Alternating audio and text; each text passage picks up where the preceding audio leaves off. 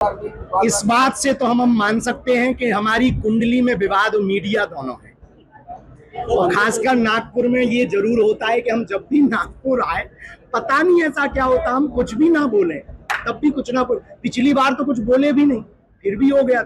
इस बार भी हमने बोला अच्छे के लिए कि उनका सम्मान और बढ़े, कि वो कितने संतवादी थे, कितने अद्भुत भक्त थे, लेकिन उसका फिर गलत प्रस्तुत हो गया।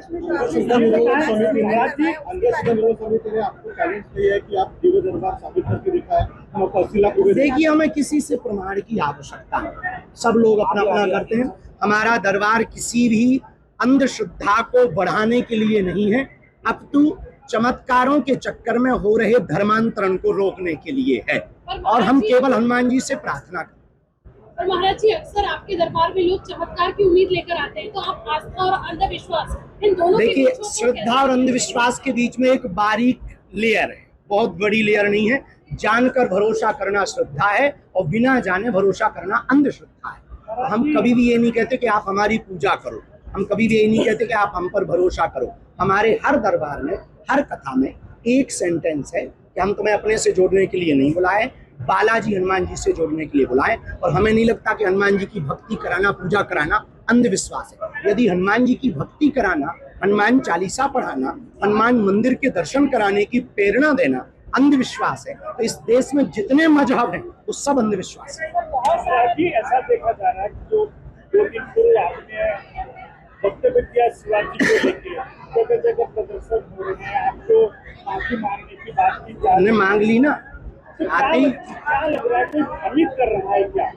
कुछ लोग ऐसे हैं जो लगातार सनातन और संत विरोधी हैं। उनका टारगेट हमेशा से संतों को और महंतों को नीचा दिखाना ही रहा। कहीं ना कहीं कुछ साजिशें इसमें भी हो, क्योंकि जो बयान सुनेगा हमारा पूरा, हमें नहीं लगता उस बयान के भावार्थ पे जाने के बाद वो हमको गलत ठहराए, क्योंकि हमने कोई भी ऐसी बात नहीं कही। हमने उनका सम्मान बढ़ाने के लिए बात की, फिर भी हमने उस पर खेद व्यक्त किया, क्षमा याचना की।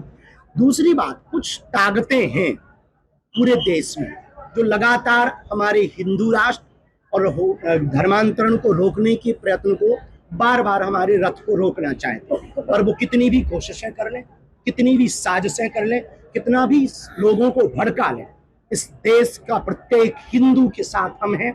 महाराष्ट्र का एक एक जन जन बच्चा बागेश्वर धाम के साथ है, क्योंकि उन्हें पता है हम अपने लिए नहीं जीते, हिंदुत्व के लिए जी रहे हैं, हिंदवी स्वराज्य के लिए जी रहे हैं और सनातन के लिए जी रहे हैं। आपने कहा है कि शिवाजी महाराज जो है लड़ते लड़ते थक गए हैं, तो इस वजह से उन्होंने कमान किसी और को दी थी, ऐसे भी आपकी वक्तव्य चल रहे हैं। उसमें देखिए, उस बात को बहुत अलग तरीके, पूरी कथा को उसमें एक गुरु के प्रति, जैसे अर्जुन ने महाभारत काल में भगवान श्री कृष्ण से कहा कि ये सब हमारे हैं, हम इनसे युद्ध नहीं करेंगे, तो भगवान कृष्ण ने गीता का उपदेश दिया कि नहीं, ये तुम्हारा धर्म युद्ध है। तो हमने किसी महापुरुष के मुंह से ऐसा सुना, संतों से ऐसा सुना कि छत्रपति वीर शिवाजी महाराज संतों के प्रति बड़े समर्पित थे और अपने गुरु के प्रति बड़े समर्पित थे। तो अपने गुरु से कहा कि अब आप हमें आज्ञा दें कि आगे क्या करें, बहुत जीवन में इतनी यात्रा की। तो उनके गुरु ने प्रेम पूर्वक कहा कि हम आपके गुरु हैं, आप शिष्य हैं, तो ये अपना साम्राज्य मानकर नहीं, हमारा साम्राज्य मानकर, श्रीमंत का साम्राज्य मान करके राज्य करो। तो हमने उनकी अवमानना के लिए ये विषय नहीं सुनाया। हमारा भाव अर्थ जो था वो ये था कि उनकी महिमा और बढ़े, कि वो संतों के प्रति कितने समर्पित हैं, उसको बस थोड़ा सा क्लिप लेकर के लोगों ने बहुत विचार किया। जी, देश भर में अभी बागेश्वर धाम एक ऐसा तीर्थ है, बागेश्वर धाम, जहाँ की दान पेटियों में आने वाली चढ़ोतरी से गरीब बेटियों का घर बसाया जाता है। और इसके लिए भारत में निरंतर हम प्रयत्न कर रहे हैं कि मंदिरों से ये कार्य प्रारंभ हो। अब तक लगभग 1675 बेटियों का घर बस चुका है, बेटियों का। अब 4 जुलाई को हम एक नया नवाचार करने वाले हैं। जिन बेटियों का विवाह हुआ उनके भी बेटियां हो गई, अब हम नाना बन गए, वो भी बिन ब्याहे नाना। तो अब उन बेटियों का दायित्व है कुछ करने का। तो हमने अपने जन्म दिवस को घोषित किया ज्ञान दान ध्यान दिवस। उन बेटियों को गोद लेकर उनकी शिक्षा का खर्च बागेश्वर परिवार उठाए। बागेश्वर जी, इन दिनों महाराष्ट्र में ऐसे भी कुछ हुए जैसे नासिक का जो प्रकरण है अशोक खराब, उनकी भी तुलना अभी इन दिनों आपसे हो रही है, क्या कहेंगे? दुनिया में तुलना तो कोई किसी से भी कर सकता है। अपने बोलने का सोशल मीडिया पर 10,000 के मोबाइल से कोई कुछ भी लिख सकता है। दूसरी बात, दो बातें हमारे जीवन में बहुत स्पष्ट हैं। एक ये, हम जो कहते हैं, जो कह रहे हैं, उस पर चलते हैं। दूसरी बात बहुत स्पष्ट ये, चरित्र के मामले में हमने अपने जीवन में कभी भी समझौता नहीं किया, पर इसके लिए हमें प्रमाण देने की आवश्यकता नहीं। पर तुलना तो दुनिया अलग से करती है, पर लोगों से हम कहेंगे आप हम पर या किसी भी बाबा पर भरोसा मत करो, भगवान पर भरोसा करो। इस प्रकार से आप जो पर्चियां निकालते हैं, उस पर्ची पर भी काफी लोगों का भी मतलब अंदाज है। आप कहते हैं कि भाई आपका ये नाम है, आपका वो नाम है, आपका आप देख लेना 29 तारीख को आप आ जाना कैसे होता है। तो इसके ऊपर में भी शाम में काफी मतलब ये सब चलते रहते, अपनी अपनी क्या पूरे देश भर में चलते रहते। ये विषय कहने महाराज जी हाँ, महाराष्ट्र संतों की भूमि है और अगले वर्ष 2027 में आपके बगल उत्तर प्रदेश में चुनाव आ रहे हैं और वहाँ संतों का बखेरा अक्सर लगा रहता है। तो ऐसे में सनातियों को जिताने के लिए सनातियों के पक्ष में आप किस तरीके की भूमिका अदा करें? हम राजनीति पर बयान नहीं देते हैं, राजनीति से बहुत बचते भी हैं, क्योंकि ये जो वक्तव्य हमारे कई बार विरोध करते हैं ये राजनीति के चक्कर में ही हो जाते हैं। इसलिए हम राजनीति, क्योंकि हमारी नीति धर्म नीति है और राजनीति से लेना देना नहीं है।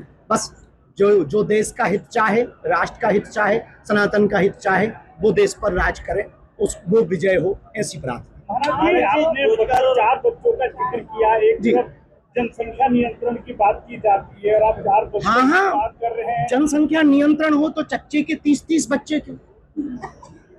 जनसंख्या नियंत्रण हो तो सबके लिए बराबर हो। अब चच्चे के 30-30 बच्चे हैं और हिंदुओं के 4 की हमने बात क्या कह दी? अभी तो भाई नहीं होंगे कई लोगों के, कल ही तो बात कही, इतने जल्दी थोड़ी हो गए होंगे।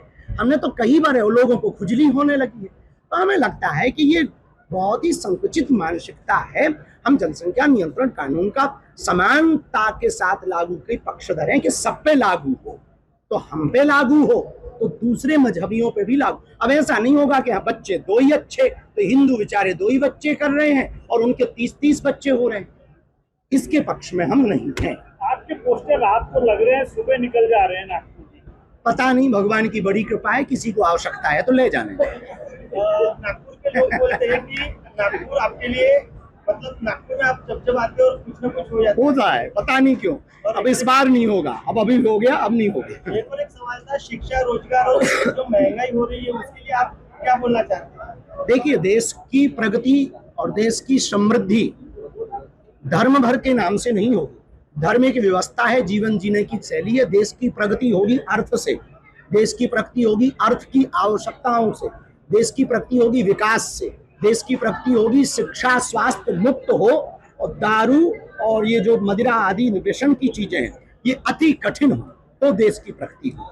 नागेश्वर जी, ये भी कहा जाता है कि जैसे कि अंधश्रद्धा निर्मूलन आयोग ने ये भी कहा है कि जैसे युद्ध हुआ, आप उन्हीं भर का काय को लेके आई होगा कछु उनसे कागज बात। युद्ध हुआ है उसे इन्होंने क्यों नहीं रोका? बागेश्वर धाम में भगवान कृष्ण को भी तो पता था कि महाभारत होनी है, पर रोक तो वो भी नहीं पाए। हम तो भगवान भी नहीं। तो पता होना और रोकने में दोनों में अंतर है, क्योंकि हम ईश्वर नहीं है ना, हम तो इंसान ही है आपकी तरह। बस अंतर इतना है, आप कैमरे के पीछे बैठी, हम कैमरे के सामने बैठे। महाराज जी, आपने 4 बच्चों, महाराज जी इससे 4 बच्चों का जिक्र किया, आपको कहा आप ही रास्ते में जाने वाले, तो चौथा बच्चा आपका संघ में जाएगा? देश हित के लिए जाएगा, बिल्कुल। हमारे तो भगवान ने चाहे यदि 4 होंगे तो 4 देश हित में जाएंगे। राष्ट्र के लिए संघ का मतलब राष्ट्रीय विचार है।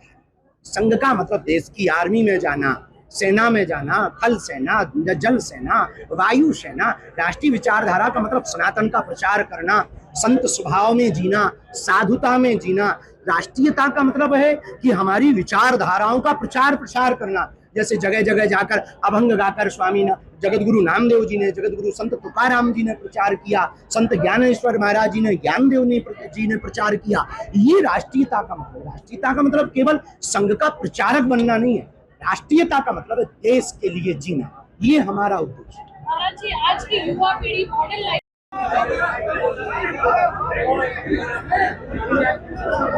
रामाय रामभद्राय रामचंद्राय वेदसे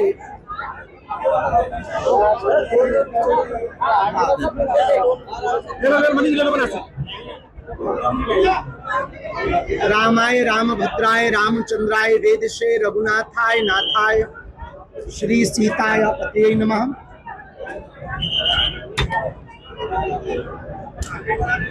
अंजनानंदनम वीरम जानकी शोकनाशनम कपीसमक्षहंतारम वंदे लंका भयंकरम। आई तुलजा भवानी की जय, छत्रपति वीर शिवाजी महाराज की जय, छत्रपति वीर संभाजी महाराज की जय, बागेश्वर धाम की जय, जय श्री राम, भारत माता की जय, हिंदू राष्ट्र की जय। हमको बहुत प्रसन्नता है, लगभग 2 वर्ष बाद उसी भूमि पर आने का सौभाग्य मिला जहां 2 वर्ष पहले आए थे, और इस साल भी उसी जगह कथा कहने का सौभाग्य मिला जहां पिछली बार कही थी। इस बार पहले ही हम बता दें 5 दिन की ही कथा है और अभूतपूर्व तरीके से यहाँ कथा श्री राम कथा का आयोजन है। आज 26 तारीख से 5 बजे के बाद, क्योंकि धूप और गर्मी बहुत ज़्यादा है, तो इसलिए सायं 5 बजे से प्रतिदिन 30 तारीख तक यहाँ पर 5 दिवसीय राम कथा होगी। इस राम कथा के अंतर्गत लोगों को हनुमान जी से जोड़ने के लिए, हिंदुत्व के लिए जागृत करने के लिए हम इस कथा में समस्त हिंदू और सनातनियों को आवाहन करेंगे। एक विषय बहुत गंभीर है पूरे देश भर में, वो है लव जिहाद। लगातार लव जिहाद के मुद्दे बढ़ते जा रहे। हमारे मध्य प्रदेश में भी लगभग 280 से ज़्यादा मुकदमे 1 वर्ष में दायर हुए, जो बड़ा चिंतनीय विषय है, स्लो पॉइजन है, इसको नकारा नहीं जा सकता। निश्चित रूप से महाराष्ट्र में भी वो पैर पसार रहे, मुंबई हो, नागपुर हो, यहाँ भी वो अनेक रूपों में हमारी बहन बेटियों को लव जिहाद के लोग टारगेट कर रहे हैं। प्रेम करना गलत नहीं है, लेकिन प्रेम के चक्कर में अपनी अस्मिता, अपने संस्कार और संस्कृति का हनन करवाना सबसे बड़ा अपराध है। धर्म विरोधी ताकतें नाम बदलकर, भेष बदलकर लगातार लव जिहाद के पीछे पड़ी हैं। इसके लिए हम इस कथा में विशेष रूप से सनातनीय बेटियों को जागृत करेंगे कि बेटियों, तू दुर्गा बन, तू काली बन, पर कभी ना बुर्के वाली बन। हमारी यही प्रार्थना है कि तुम कुछ भी बनना, पर बेटी कभी तुम बुर्के वाली मत बनना। इसी के लिए हम निरंतर प्रयत्न कर रहे हैं और महाराष्ट्र की सरकार, हमारे अति प्रिय यहाँ के यशस्वी माननीय मुख्यमंत्री, जो बहुत ही सनातन के लिए कार्य करते हैं, निश्चित रूप से इस पर गौर करेंगे और कर ही रहे। मध्य प्रदेश सरकार ने बड़ा कठोर कानून लाए हैं। मध्य प्रदेश सरकार, हम चाहते हैं पूरे देश में लव जिहाद के खिलाफ कठोर कानून बने। तो बेटियों से प्रार्थना है, जगह जगह एकजुटता करके लव जिहाद कैसे वो करा रहे उस पर विचार करें, और भूल से भी आईडी, इंस्टाग्राम, सोशल मीडिया पर वो अच्छी शक्ल दिखाकर, अच्छे कैमरा से फोटो खिंचवाकर, फिल्टर लगाकर, मीठी मीठी बातें बताकर तुम्हें अपनी बातों में फंसाएंगे। हमारी हिंदू बेटियों से प्रार्थना है, इस कथा का यही उद्देश्य है, लव जिहाद मुक्त भारत हो, लव जिहाद मुक्त महाराष्ट्र हो, लव जिहाद मुक्त नागपुर हो। इसी के लिए यह 5 दिवसीय कथा रखी गई है। आप सभी पत्रकारों का स्वागत है। एक विषय आपके बोलने के पहले हम स्वविवेक से शुरू और करना चाहेंगे। हमारा आना परसों हुआ। परसों राष्ट्रीय स्वयंसेवक संघ के एक कार्यक्रम में भारत दुर्गा माता मंदिर में भूमि पूजन में हमें जाने का सौभाग्य मिला। कल से सोशल मीडिया पर कुछ लोगों ने हमारे वक्तव्य को अलग तरीके से प्रस्तुत किया, जिनको पढ़कर हम, जिनको जानकर हम, जिस भूमि पर आकर, जिनके स्वराज्य गठन की स्थापना को पढ़कर हमने हिंदू राष्ट्र का संकल्प लिया, हमें दोषारोपित किया गया कि हमने उनकी अवमानना की। इस बात को लेकर के हमारे मन में बहुत दुख है, बहुत हमारे मन में खेद है कि जिनको पढ़कर हमने हिंदवी स्वराज्य की स्थापना को पढ़कर हिंदू राष्ट्र का संकल्प लिया, हम उनकी अवमानना तो दूर की बात है, स्वप्न में भी कोई निंदा करे तो हम सुन भी नहीं सकते। और हम तो क्या, इस देश का प्रत्येक सनातनी यदि आज जीवित है, जिंदा है, हिंदुत्व के लिए यदि वो सजग है, तो सबसे बड़ा श्रेय छत्रपति वीर शिवाजी महाराज का। और हमें इस बात का दुख है जो छत्रपति वीर शिवाजी को मानते हैं, चाहे वो संभाजी विग्रह के लोग हों अथवा फिर मराठा साम्राज्य में परंपरा में अपने जीवन को जीने वाले मराठा हों, वो हमारे ही लोग हैं। हम भी छत्रपति शिवाजी को मानते और वो भी उनको ही मानते, और हम लोग आपस में खींचातानी करेंगे तो दूसरे लोगों को मौका मिलेगा।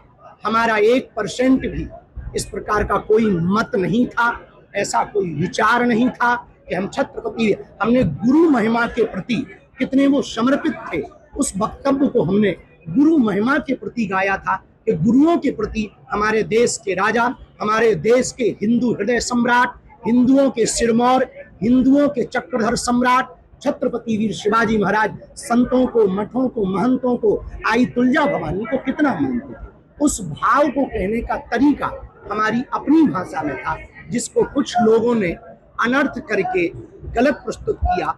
किसी को उससे ठेस पहुंचा हो तो हम उसके लिए हृदय से क्षमा प्रार्थी भी हैं, पर हम ये भी कहेंगे कि हमारी बात को अनर्गल प्रस्तुत ना किया जाए, क्योंकि हम जीते भी शिवाजी के, छत्रपति शिवाजी के लिए है, मरते भी उनके लिए है, हमारा जीवन भी उनके स्वराज्य की स्थापना के लिए है, और हम हिंदू राष्ट्र की कल्पना या विचारधारा हमने जो ली है वो उनसे ही ली है, तो हम भला स्वप्न में उनकी कैसे अवमानना कर सकते। तीसरी बात, एक और विषय बहुत लोग चला रहे, आप इसके पहले खुजली करें, हम ही उत्तर दे दें।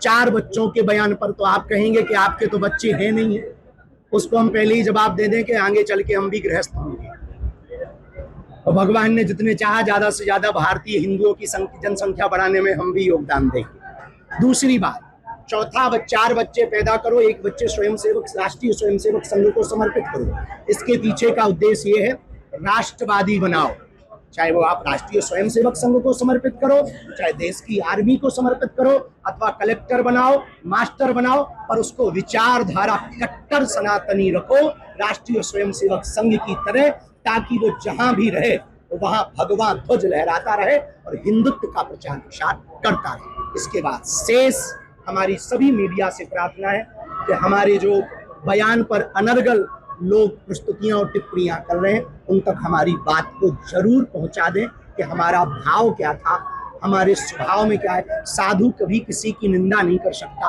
और फिर छत्रपति वीर शिवाजी की निंदा करके भला भारत में कोई रह सकता है क्या?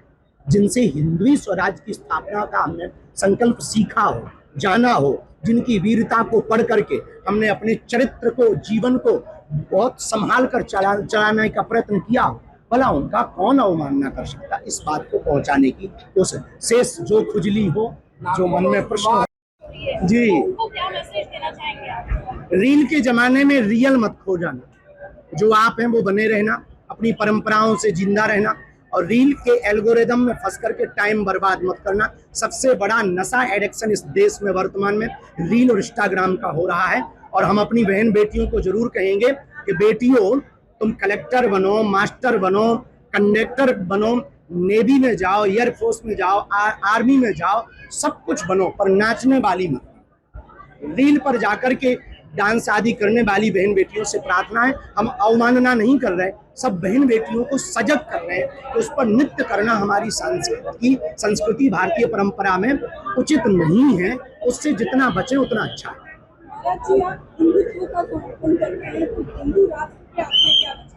हिंदू राष्ट्र के लिए हमने लगभग 2 पद यात्राएं पूर्ण की, तीसरी रथ यात्रा निकालेंगे। हिंदुत्व के लिए महाराष्ट्र में भी जल्दी निकालेंगे, और महाराष्ट्र में एक विशाल यज्ञ का आयोजन करेंगे जो हिंदू राष्ट्र के लिए होगा। उसमें लाखों हिंदू एक साथ हिंदवी स्वराज्य की स्थापना का, हिंदू राष्ट्र की स्थापना का संकल्प लेंगे। लेकिन बंगाल में बाबरी मस्जिद बन रही है फिर से, ये इस पर हमने वहां जाकर भी कहा, यहाँ पर भी हम कहते हैं कि देश में किसी भी मजहब को अपने पूजा पाठ के स्थल बनाने में कोई रोक नहीं है, लेकिन बाबर के नाम पर नहीं बन सकता। बाबर विदेशी आक्रांता है, और बाबर का रघुवर के देश में कोई काम नहीं। धन्यवाद। महाराज जी, एक पत्रकारों से फोटो खिंचवाना है।